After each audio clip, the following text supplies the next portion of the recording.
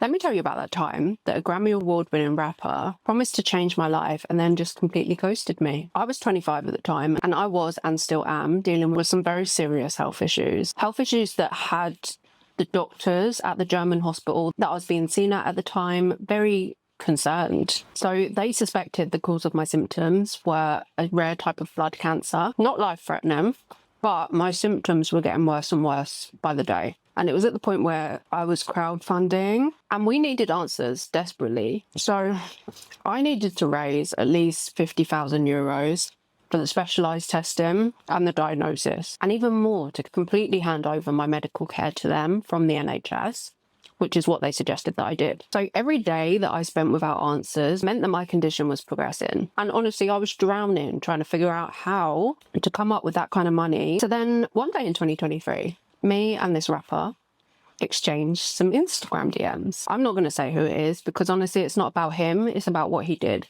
I know some of you will keep guessing until you literally turn blue, but the only thing I'll say is that if you've listened to rap or hip hop in the last decade, then you know this guy. So before long, the rapper offered to fly me out to LA.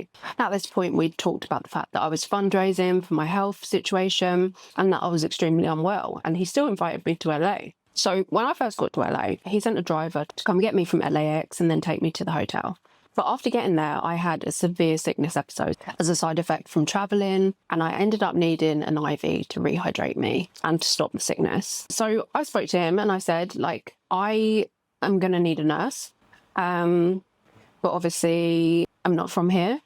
I only have a limited amount of spending money with me, and I just didn't really know what to do. And he said to me, it's okay, send over to my assistant exactly what you need. Pick a company, pick a nurse, pick an IV, and we'll send her to you. And he did. The nurse was there within 2 hours. She hooked me up to a drip, and then she just sat in the room whilst I slept and rehydrated. So the next day, when I was feeling better, he sent his driver to come and get me, to take me to his house in Hidden Hills to meet him.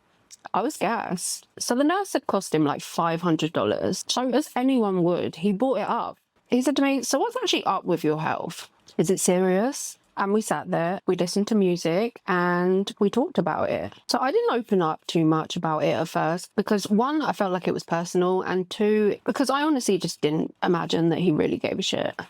But he had follow-up questions for everything that I talked about. Naively, I took that as genuine interest in the situation. We talked about the doctors that I was seeing in Germany. We talked about the 50,000 euros that I needed to raise. We talked about how my symptoms were getting worse every day without having answers. And I revealed to him that the doctors were worried that it was a type of blood cancer, which, as I explained to him, kind of upped the pressure. And what he said next actually made me believe that everything was going to be okay. I told him how terrifying the whole situation was, not knowing exactly what was wrong, but watching my body deteriorate quite rapidly.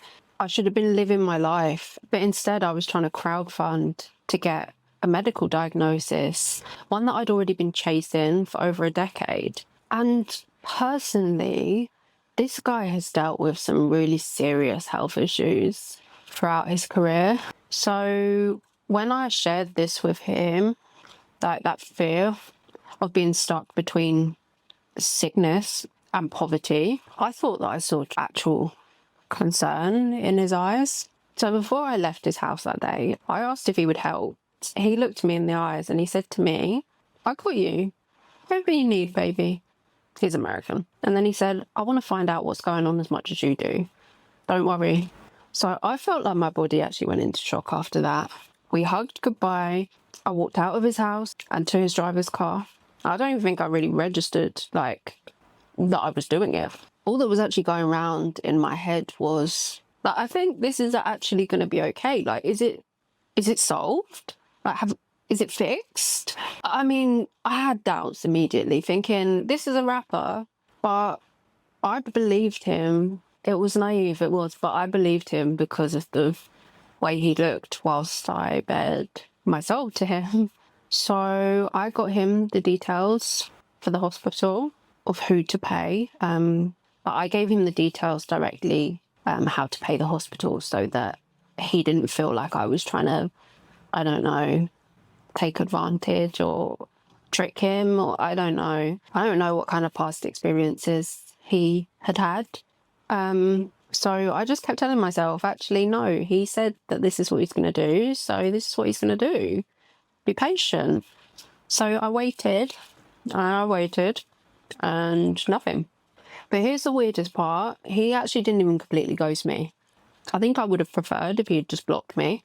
But he would still text me about random stuff. Like, he would ask how I was, or we'd chat about random shit here and there. But any time I mentioned that money, silence. It was like he had selective amnesia about what we'd spoken about. Like, it was like he remembered everything about my trip, about my visit, but that one part. But then my health crashed completely. So while I was waiting for his help, I was being admitted into hospital roughly every 3 months at this time, because I was having uncontrollable severe vomiting episodes, which would lead to severe dehydration. So at this time, I was the sole person organising my fundraising efforts. And suddenly, I was too sick to even do that, because I was stuck in a hospital bed, being sick for over 6 hours daily. So it felt like my efforts to save myself had come to a complete standstill, because I couldn't physically function. And I felt like I'd stupidly used the last bit of my health on flying to America to meet this liar. He knew that I was in hospital. He knew that I was really ill. And he knew that every time he messaged me, I was either in hospital, just come out of hospital, or trying to stay out of hospital. So eventually, in December 2024, I actually got a diagnosis which explained why my life had so drastically descended into chaos. I had multiple sclerosis. So they found upwards of 10 lesions or areas of damage on my brain. I'd lost brain volume, and there were honestly significant areas of brain damage that had gone undiagnosed for God knows how long. But the thing that hurt me the most is that while my messages were being ignored for 12 months, I felt like I was losing more and more of myself. If he had stayed true to what he'd said, I could have had that diagnosis 12 months sooner. This is someone with an estimated net worth of $170 million. One of the best-selling artists of all time. And the 50,000 euros that I needed, to someone worth $170 million, 50,000 euros is like $60 is to an average person. This wasn't the first time that someone had used my health or my medical situation as a way of keeping my interests. I'll help you with your medical costs. I've heard that line from men more times than I can actually count. Different men, the same promise, all with the same intentions. So if you're dealing with chronic illness or a situation like mine, please watch out for the men that are going to see your desperation as an opportunity. The ones that say that they're going to save you when you're in the most vulnerable of positions, please don't just believe words.